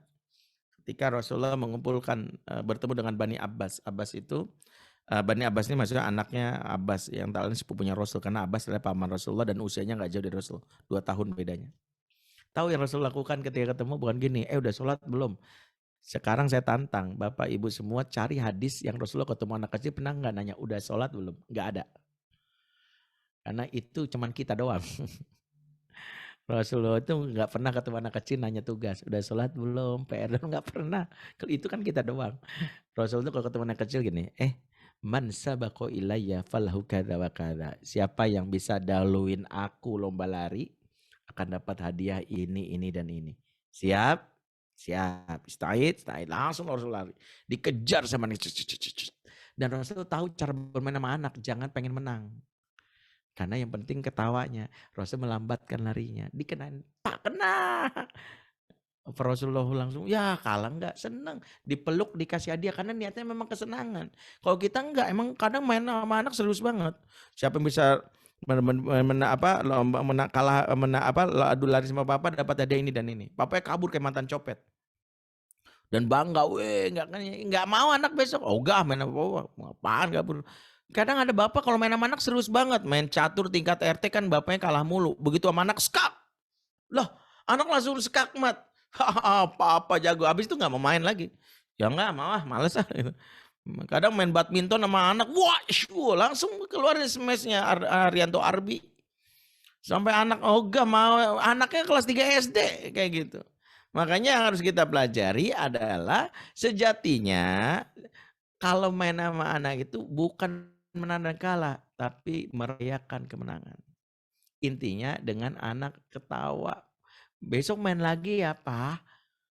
Karena itu yang dibutuhkan. Maka anak remaja itu juga begitu. Kalau anak remaja makanya yang kedua fun. Yang kedua anak remaja itu F yang kedua adalah dia fresh. Fresh itu apa? Jangan bicara ya sesuatu yang bukan up to date.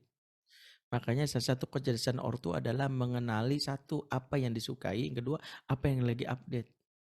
Maka jangan pakai bahasa yang anak-anak nggak nyambung. Hei Bung, mau kemana dirimu? Bung itu bahasa tahun 60-an. Ini pasti penggemarnya JS Badudu nih. Pasti dulu penonton acara serial drama TVRI. Ya sebut Dunia Dalam Berita dan sebagainya. Ya iyalah. Bahasanya masih gitu. Anak-anak zaman now kita harus tahu juga apa bahasanya. Apa boleh kepo nggak? Gitu. Jadi gak ada bahasa-bahasa kita ini. Gitu. Harusnya kita kenal. Misalnya, nah, kamu berhasil push rank nggak? Kita sih nggak tahu push rank itu apa. Tapi kita tahu dari permainan yang sering dia main di FF. Kita tahu misalnya. Sekedar tahu membuat anak merasa, ih bapak kekinian banget ya. Ya, yang ketiga, anak butuh yang namanya fair. Fair itu adil. Peraturan is for us, not for you. Sekarang kan peraturan ditegakkan untuk kamu. Pokoknya kalau dari rumah ya main handphone ya, kalau di meja makan nggak boleh pakai handphone. Ya taruh handphonenya. Begitu papanya, maaf nak ya, maaf ya. Ada dokter bilang gini, ini klien penting. Soalnya dia mau ini apa? Saya bilang bukan berarti nggak boleh ya, tapi jangan membela diri. Lebih baik kok kayak gini minta maaf, papa salah. Sebab nih ada kejadian nih, ada seorang ustazah bilang gini, kamu anak perempuan tuh jangan pulang malam-malam. Perempuan tuh paling lambat di rumah jam 7 malam. Awas kalau kamu jam 7. Perempuan kayak gitu, muslimah kayak gitu, misalnya gitu. Kalau dari Allah uminya pulang jam 9 malam. Tiba-tiba pulang, anak udah siap-siap tuh. Umi, mau tiba-tiba apa kata anak, kata uminya? Umi ustazah. Banyak yang pengen butuh sama Umi. Saya bilang ini blunder. Apa salahnya pulang cuman, aduh Umi minta maaf ya, Umi salah. Karena anak nggak butuh ortu yang sempurna. Anak butuh ortu yang memperbaiki kualitas dirinya. Itu aja. Kalau kita kan pengen sempurna, nggak pernah salah. Makanya anak bilang nggak fair banget. Giliran ortu ada aja alasannya. Itulah mengapa anak-anak remaja, anak-anak zaman now pengen buru-buru gede. Tahu nggak kenapa? Karena pengen buru-buru melanggar aturan. Karena bagi dia aturan buat bocah. Bobo siang, mamanya nonton drakor. Ya, nyuruh bobo siang, tapi mamanya nonton drakor. Ya membuat ya nggak nyambung. Ya, seperti itu. Yang terakhir baru firm, tegas. Tegas itu beda dengan kasar. Maaf ya nak, bapak nggak bisa. Maaf. Jadi tegas itu kokoh aturan. Bapak mau gitu. Tegas bagi anak di usia gini adalah justru cool. Pendirian. Ya. Tapi ada rumusnya tegasnya. Kalau bagi dalam Islam, kalau kita ingin tegas dalam aturan, berikan alternatif.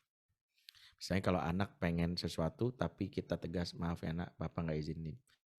Tapi beri alternatif kalau kamu mau ini, gitu. Itu boleh. Itu membuat anak bapaknya memang punya prinsip dan kalau mau dialihkan kayak ini. Papa nggak izinkan kamu punya handphone dulu. Kalau kamu mau papa beliin sepeda, tapi handphone tidak. Misal gitu ya. Aku tuh ini nih. Maaf ya nak, tidak dulu. Papa mau ngeri aja. Dan nggak perlu marah-marah. Firm. Itu butuhkan. Wallahu a'lam bishawab. Baik, alhamdulillah. Ustadz, ada pertanyaan Ustadz dari Dr. Monalisa. Assalamualaikum Ustadz. Semoga Allah selalu berikan keberkahan dan kesehatan untuk Ustadz keluarga. Jazakallah Ustadz untuk materinya sore ini. Saya ingin bertanya, bagaimana cara kita mendeteksi apakah gangguan-gangguan dalam komunikasi kita dengan anak-anak yang berasal dari kesalahan kita sebagai orang tua, terutama keluarga dengan 2 anak perempuan. Lalu seperti apakah teknik atau peran khusus untuk menjalankan peran yang tepat seorang ayah dan ibu untuk anak-anak perempuan? Paham Ustaz ya? Baik, jazakallah Ustaz. Ya. Secara umum materi ini ada di sharing kelas yang kami buat yang memang tiap bulannya ada. Kalau saya sarankan secara umum mau masuk ke dalam kelasnya, kami punya kelas private, bukan private, kelas eksklusif hanya 45 orang saja dan itu waiting list ya. Itu mendidik anak perempuan, mendidik anak laki-laki dan membayar utang dan membasuh luka pengasuhan. Itu 3 kali pertemuan. Kelasnya ada pagi, ada kelas siang, ada kelas malam. Pilih kelas pagi silakan, kelas siang boleh, kelas malam boleh. Itu dibahas oleh 3 orang, ya saya, ada Ayah Irwan, ada psikolog Hilman Almadani. Tapi saya ingin menjawab dulu beberapa hal yang mungkin ya kalau di kelas itu lebih detail ya. Pertama gini, apakah cara kita mendeteksi adakah gangguan dalam komunikasi? Ada alat ukur namanya intimacy meter. Intimacy meter adalah derajat keakraban untuk mengukur sejauh mana keakraban kita. Kalau termometer mengukur derajat panas, kalau intimacy derajat keakraban. Derajat keakraban itu bisa kita lihat lewat beberapa hal.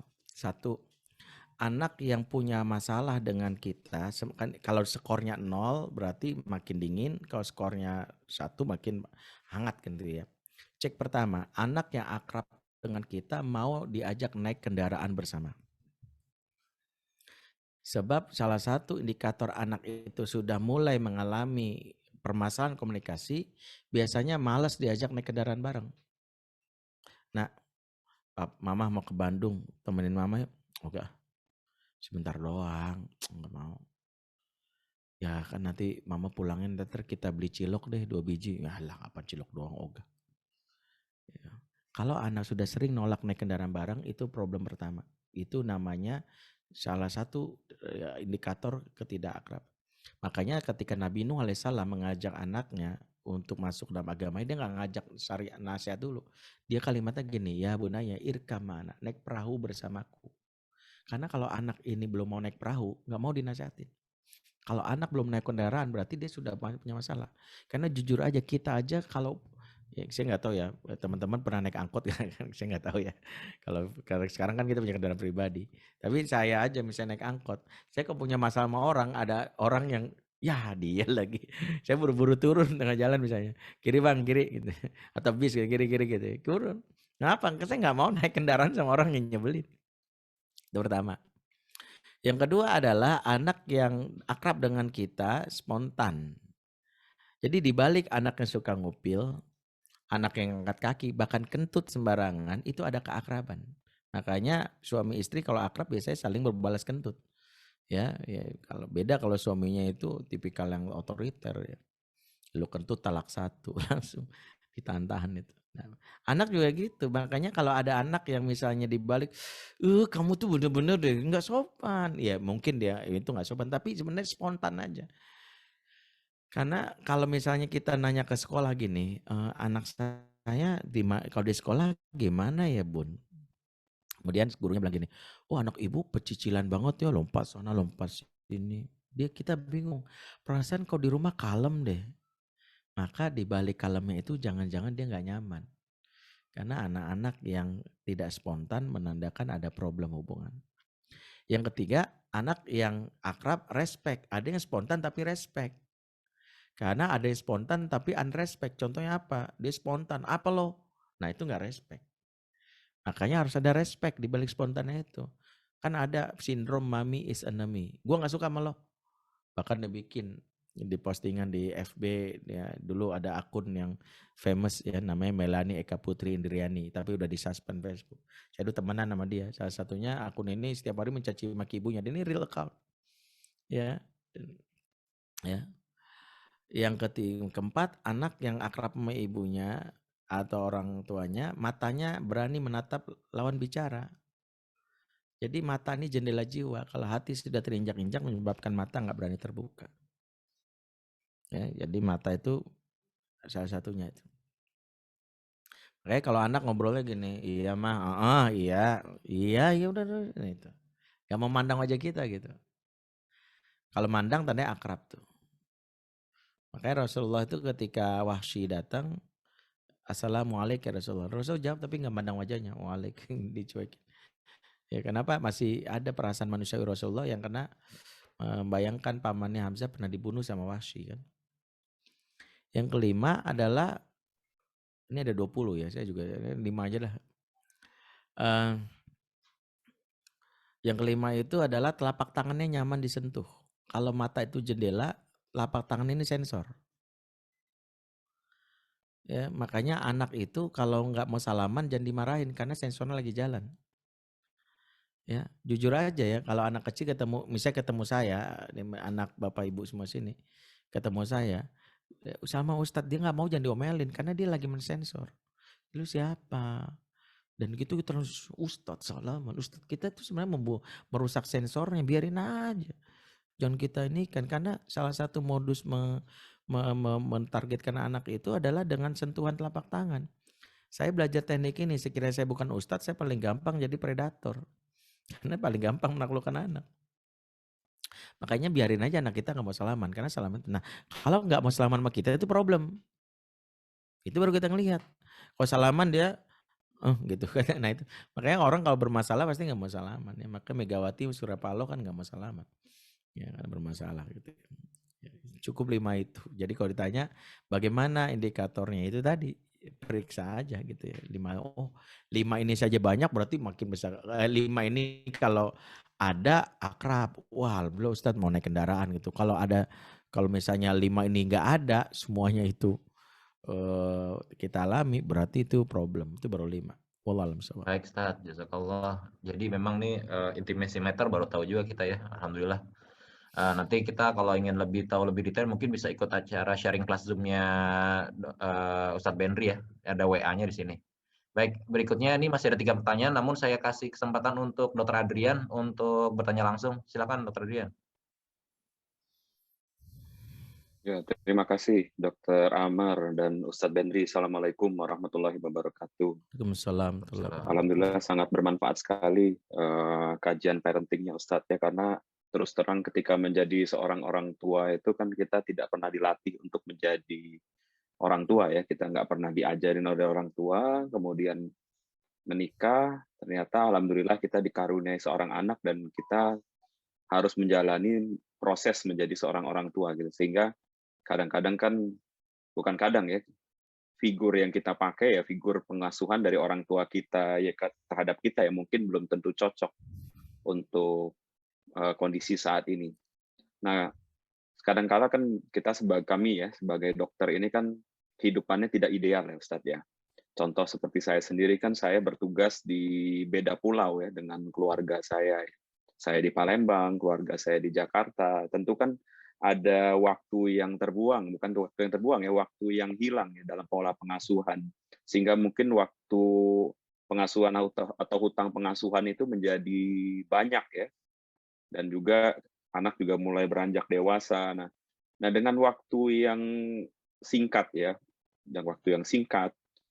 bagaimana kita bisa mengintensifkan atau mengintenskan kualitas ya, misalnya kita nggak bisa kuantitas, kita kejar di kualitas untuk mengejar hutang pengasuhan itu, Ustaz. Baik. Baik, jazakallah khair ya.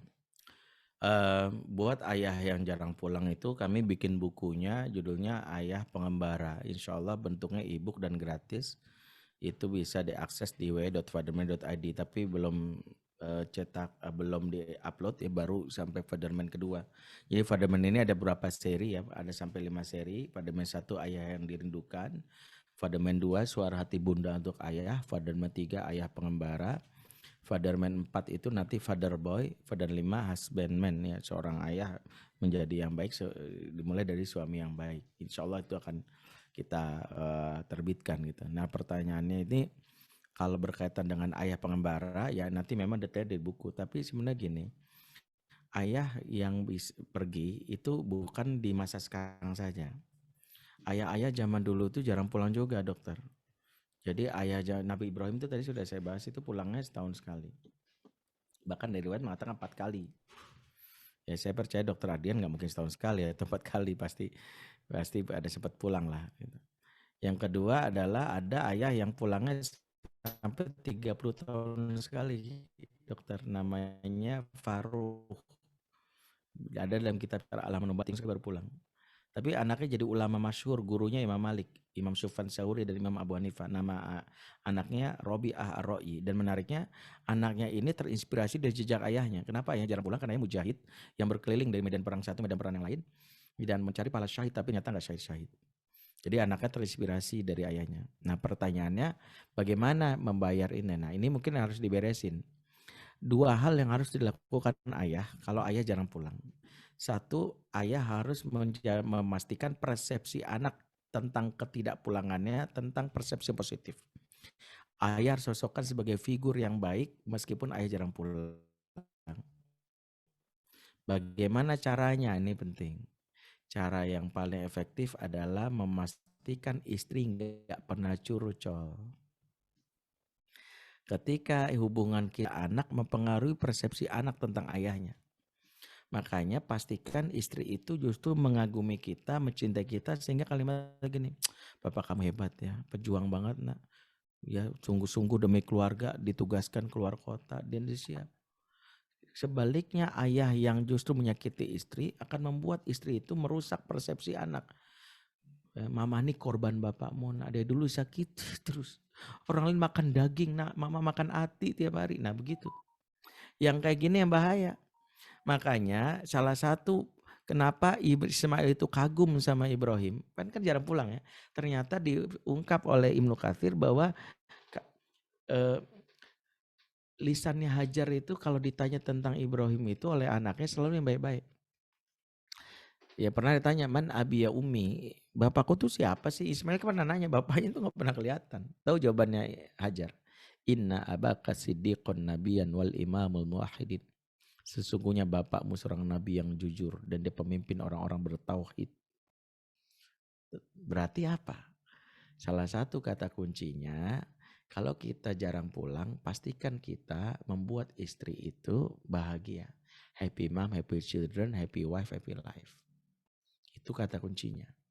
Karena istri itu indirect parenting. Dia PR-nya kita. Posisi kita di hadapan anak itu tergantung istri.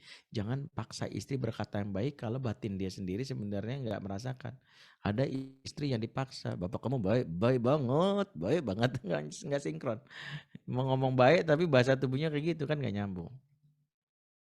Makanya pastikan istri happy. Ya, mah ya, 100 juta sebulan cukup nggak? Ya, kalau nggak cukup bilang gitu ya gitu ya.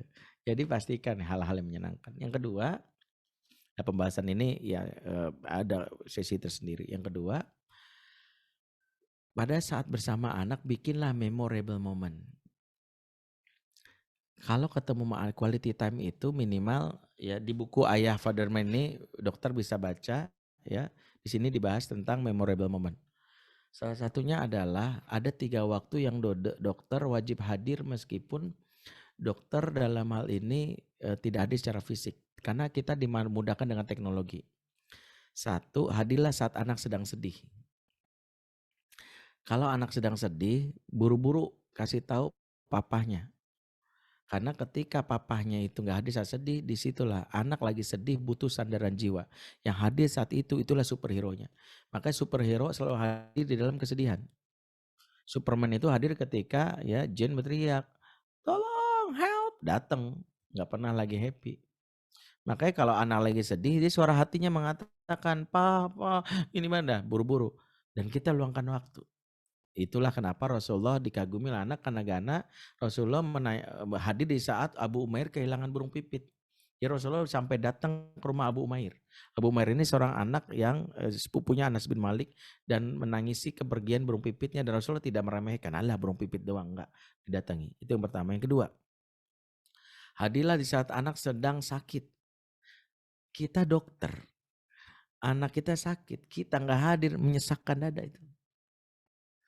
Makanya kalau anak sakit apalagi dirawat, kok bisa pulang. Kalau nggak pulang, rewel lah. Kenapa rewel? Karena rewel itu membuat anak nyadari bapaknya care walaupun udah jauh. Setiap 1 jam nelpon. Iya Pak, ini diperiksa ininya belum? Kita kan dokter tuh kita. Ininya belum, bilang dan sebagainya. Oke. Anak kan denger tuh. Papa nelpon. Sejam lagi. Iya Ma, itu iya Pak, nenek telepon, itu membuat nenek. Kalau perlu hadir. Wah, kalau kita hadir, Papa datang dari Palembang khusus. Itu memorable banget. Yang ketiga, hadirlah saat anak unjuk prestasi. Maaf, kalau anak mentas di sekolah, murojaah hafalan, mentas drama, mau mentas nari, jangan remehkan untuk nggak hadir. Kalau perlu dari jauh-jauh hari udah bikin jadwal cuti. Kita udah ngomong pihak rumah sakit atau pihak klinik, kita izin cuti di tanggal segitu karena anak mau mentas. Kenapa? Karena ketika anak mentas, dia nggak butuh tepuk tangan teman-teman, weh puisinya hebat, weh gitu, enggak. Ketika kita nggak hadir, drop dia. Makanya Rasulullah pernah melewati Bani Aslam yang lagi lomba memanah. Lewat awalnya, tapi marro Rasulullah Allah Bani Aslam. Rasulullah melewati Bani Aslam. Kemudian Rasulullah ketika orang lagi manah itu, Rasulullah duduk memberi motivasi, irmu ya Bani Ismail fa inna abakum kana romian. Terus memanahlah keturunan Ismail, kakek moyangmu seorang pemanah. Makanya kalau lagi dalam keadaan ujuk prestasi, makanya kerjasama sekolah, Pak guru atau Pak sekolah boleh tahu nggak jadwal akhir tahun anak? Ada anak jadwal mentas nggak? Saya mau luangin waktu nih, walaupun cuma 5 menit Pak. Bagi anak, this is my hero. Makanya tagline-nya Fatherman itu adalah ayah memang tak selalu hadir setiap saat, tapi ayah selalu ada di waktu yang tepat. Ya. Yang ketiga, saya sarankan terus tingkatkan skill parenting, belajar, ikut sharing kelas atau seminar-seminar yang lain, gak harus dari saya, siapapun banyak. Karena dengan itu kita nanti bisa berbicara, berkomunikasi via telepon dan via WA ke anak sesuai dengan jenjang usia. Jadi kita tahu kalau ke anak umur sekian tuh gimana, kalau anak umur sekian gimana. Karena itu kita bisa menempatkan diri sehingga anak merasakan apa yang dilakukan oleh ayahnya, ada perubahan dari sisi ilmu. Wallahu a'lam bishawab. Ya, Masya Allah, Alhamdulillah. Ya, ini ya suatu pengetahuan baru lagi ya buat kita semua ya. Baik, Ustadz, ini sebenarnya waktunya udah habis. Namun ini masih ada 3 pertanyaan. Boleh minta waktu 1 pertanyaan lagi nggak, Ya, Ustadz, satu sebelum deh, saya tutup? Baik, satu. baik sekali, Ustadz. Jadi ini dari Ibu Meita Seli. Saya bacakan saja ya. Saya mau bertanya tentang pengasuhan anak perempuan remaja yang punya hutang pengasuhan seorang sosok ayah. Sejak awal SD hingga saat ini saya divorce. Alhamdulillah Allah kirimkan jodoh untuk saya 3 tahun yang lalu. Namun qadarullah hingga saat ini kami merasa banyak burden dari putri kami pada suami saya. Sepertinya putri saya masih belum bisa all out berkomunikasi terbuka, menceritakan kekhawatirannya, masalahnya ke suami saya seperti yang suami saya inginkan. Pertanyaannya, bagaimana dan apa sebaiknya yang kami lakukan untuk atasi situasi ini? Terima kasih, Ustadz. Baik. Pertama adalah ketika anak merasakan perceraian orang tua, bukan sesuatu yang mudah lantas munculnya orang baru yang kita anggap sudah selesai, belum. Tugas kita adalah mengeksplorasi dulu apa yang dirasakan. Perceraian, Mbak.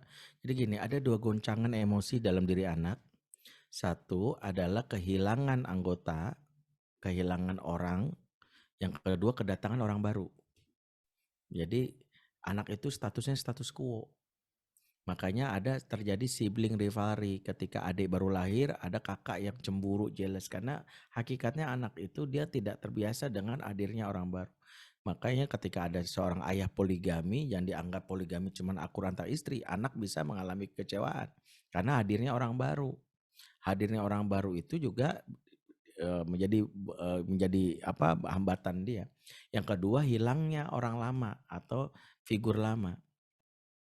Maka dalam hal ini kita yang harus dipahami, berikan kesempatan anak untuk merasakan atau menjujur terhadap apa yang merasakan. Bagaimana perceraian itu sesuatu yang tidak mudah. Misalnya jangan-jangan kehadiran ayahnya dia itu misalnya tidak bisa tergantikan.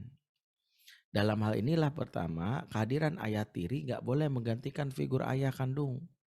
Karena sejatinya anak itu milik ayah kandungnya, makanya nasabnya ke ayah kandungnya. Anta wa malu kali abika, kecuali ayah kandungnya murtad, ayah kandungnya gila, ayah kandungnya mati.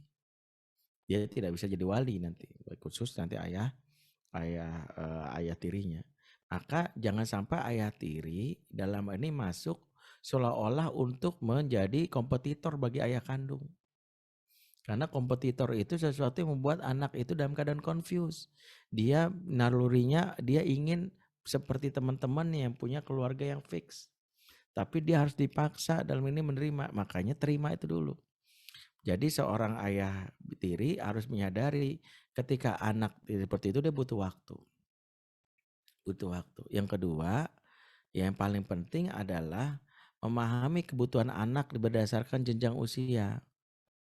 Misalnya apa? Anak wanita di umur, ya saya tadi nggak tahu anaknya umur berapa, tapi setiap jenjang usia, anak wanita itu butuh yang namanya figur ayah dalam bentuk apa? Misalnya, bahwa anak wanita di umur-umur tertentu, misalnya di umur 0 sampai 7 tahun, dia butuh ayah yang banyak bicara dan atraktif. Di umur 7 sampai umur 15, dia butuh ayah yang dalam hal ini banyak melakukan, makanya mencontohkan, berbuat, bertindak, berkorban. Karena itulah yang umur 15 tahun ke atas, anak butuh ayah yang mendengar. Makanya nggak banyak respon. Makanya di situ udah memperhatikan, dengar. Jadi itu kita bisa praktekkan. Nah kalau ternyata anak masih ada burden, ya pasti ada penghalang. Yang penghalang itu sejatinya bisa jadi adalah hal yang bisa jadi bukan karena ke ayah tirinya. Bisa jadi penghalangnya itu adalah apa yang menjadi hambatan dia terkait dengan perceraian orang tuanya. Dan itu bukan sesuatu yang mudah. Tiba-tiba cerai langsung tahu ada ayah baru bukan sesuatu yang mudah. Walaupun mungkin cerainya udah 5 tahun lalu atau 6 tahun yang lalu. Maka bisa jadi nggak mudah. Kenapa? Karena nggak pernah kita coba explore. Apa sih apa yang kamu rasakan? Apa yang membuat kamu ya merasakan? Atau jangan-jangan ya itu juga dia juga merasakan bagaimana apa yang diinginkan dari sosok ayah. Yang itu bisa diganti. Yang paling penting, wanita itu pada hakikatnya anak wanita, dia itu seperti mesin diesel yang lama panasnya. Tapi kalau udah jatuh cinta, dia akan kuat. Karena itu jangan pernah gara-gara ada hambatan, misalnya anak yang gak mau terbuka, terus seorang ayah menyerah. Yang mengatakan ya udahlah, saya udah usaha 3 tahun ini, dia begitu-gitu aja. Itu cemen bagi anak perempuan. Anak perempuan itu butuh dia diperjuangkan. Ya, makanya kelak ayah yang sungguh-sungguh meningkatkan kualitas dirinya, perbaiki cara komunikasinya, menunjukkan kepeduliannya, menunjukkan cintanya, maka akan membuat anak jatuh cinta. Karena sebagaimana Ronaldo bisa diidolakan oleh anak-anak wanita kita, sebagaimana BTS, bagaimana Son Joong Ki, Super Junior bisa diidolakan, seharusnya ayah pun bisa. Asal ayah tahu rumusnya. Rumusnya apa? Jadilah ayah yang baik plus asyik. Mudah-mudahan itu bisa dilakukan. Wallahu a'lam bishawab. Alhamdulillah. Mungkin ya karena keterbatasan waktu, kami mohon maaf untuk 2 pertanyaan yang ada selanjutnya ini mungkin bisa nanti kita coba kirim ke Ustadz ya. Mohon izin Pak Ustadz kalau boleh dikirim by chat gitu nanti lewat sekretaris saya untuk dijawab, bisa kali Ustadz ya? belum bisa janji karena yang sehari itu 50 yang nanya belum saya jawab. Masya Allah. Baik. Tapi Jazakallah nanti Ustaz Afan. saya jawab mungkin nggak hari ini, tapi saya cicil. Saya Afan, biasanya kalau ada Afan. yang nanya saya jawab. Siap Ustaz. Afan Ustaz. Nah, Baik, terima kasih untuk ilmunya, untuk pengalaman Ustadz memberikan tausiah kepada kita semua sehingga ya menjadikan inspirasi buat kita semua untuk terus memperbaiki diri dengan harapan anak-anak kita itu semakin semakin terikat ya sama kita. Seperti yang Ustadz tadi bilang, bagaimana kita sebagai seorang orang tua bisa saling terikat dengan anak kita masing-masing sehingga mereka yang dicari itu kita gitu, bukan orang lain ketika ada masalah, ketika ada sesuatu yang menyenangkan seperti itu. Dan tadi seperti kata Ustadz, konsepnya ya bagaimana kita menjadi orang tua yang baik dan menyenangkan. Nah, yang menyenangkan tadi itu udah diberikan tanda-tanda ya, ada beberapa hal yaitu fun, fresh, fair, dan firm ya. Itu nanti mungkin bisa kita, kalau memang ingin lebih banyak belajar dari Ustadz Benri, mungkin nanti bisa baca bukunya beliau atau mungkin bisa ikut kelasnya beliau juga yang tadi sudah di-share. Karena pada dasarnya acara ini kalau menurut saya sih baru permukaan aja nih. Gitu, baru permukaan aja ya, kayak pengantar aja buat kita semua yang sedang belajar untuk menjadi seorang tua yang menyenangkan buat anak-anak kita. Seperti itu. Mungkin demikian yang bisa saya sampaikan kepada semua peserta. Kepada Ustadz Benri, jazakallah atas ilmunya, untuk kehadirannya, untuk waktunya. Mohon jangan bosan-bosan sama kami, Ustadz. Seperti itu, Ustadz. Untuk semua peserta, mohon maaf apabila ada kekurangan dari panitia yang mungkin mengganggu acara kita ini. Apabila teman-teman ada yang ingin diberikan masukan buat kita nih, buat Rohis 97, mohon sampaikan aja tema-tema berikutnya yang ingin kita bikin supaya kita semua walaupun kondisi pandemi yang kita sibuk banget, tapi kita bisa terus menambah pengetahuan kita, pemahaman kita tentang Islam. Semoga dengan pemahaman tersebut kita bisa semakin baik hingga akhir hayat dengan harapan bisa husnul khotimah. Mungkin itu saja. Wabillahi taufik wal hidayah. Wassalamualaikum warahmatullahi wabarakatuh. Waalaikumsalam. Jazakallah Ustaz. Dr. Ahmad Jamaluddin silahkan kalau ingin syukur kita kepada Allah.